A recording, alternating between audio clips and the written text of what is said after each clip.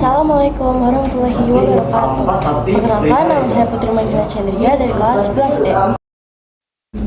Ringkasan perkembangan pergerakan nasional yang pertama adalah masa awal kesadaran dari tahun 1908 sampai 1920-an. Fokusnya adalah awalnya sosial budaya dan ekonomi bergeser ke politik praktis. Contoh utamanya adalah Budi Utomo dalam tahun 1908 pelopor organisasi modern sosial dan budaya yang ditetapkan sebagai Hari Kebangkitan Nasional.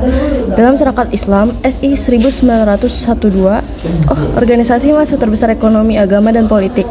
Ada juga Indonesia Party yang IP-nya adalah 1912.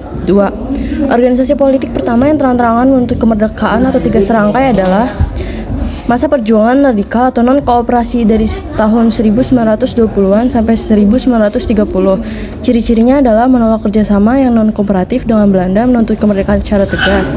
Dan contoh utamanya adalah Perhimpunan Indonesia, PI di Belanda, pelopor gerakan intelektual dengan Majalah Indonesia Merdeka, Hatta dan Syahrir, Nasional Indonesia PNI 1927 yang didirikan oleh Soekarno mengusung Marhainisme. Aksi politiknya memicu penangkapan Soekarno. Indonesia menggugat. Yang ketiga adalah masa moderat atau koperasi 1930 sampai 1942. Ciri-cirinya adalah bersikap lunak, memilih jalur parlemen atau Volksraad untuk negosiasi tujuan atau kooperatif.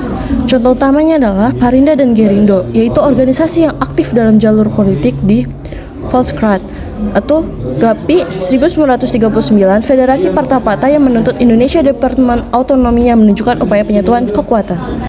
Selanjutnya adalah evaluasi materi sejarah pergerakan. Hal yang belum dipahami adalah pecahnya organisasi. Perlu detail tentang mengapa Sarekat Islam SI pecah dan munculnya PKI, dan bagaimana pembubaran organisasi radikal IPPKI memaksa gerakan beralih ke jalur moderat. Yang kedua adalah kesan dari semester 1. Dinamika cepat adalah materi sangat dinamis, menunjukkan pergeseran, ideologi cepat, sosial atau radikal moderat. Yang kedua adalah peran tokoh vital. Yang pertama, tokoh seperti Soekarno dan Hatta sangat sentral dalam menentukan arah pergerakan. Dan pesan-pesan saya untuk semester 2 nanti adalah koneksi ke Jepang atau fokus pada bagaimana biologi dan jaringan pergerakan periode 1908 sampai 1942 diadaptasi atau digunakan saat pendudukan Jepang dan menjelang proklamasi 1945. Singkatnya adalah memahami perpecahan, menghargai dinamika, dan menghubungkan ke proklamasi. Sekian dari saya, kurang lebihnya mohon maaf. Wassalamualaikum warahmatullahi wabarakatuh.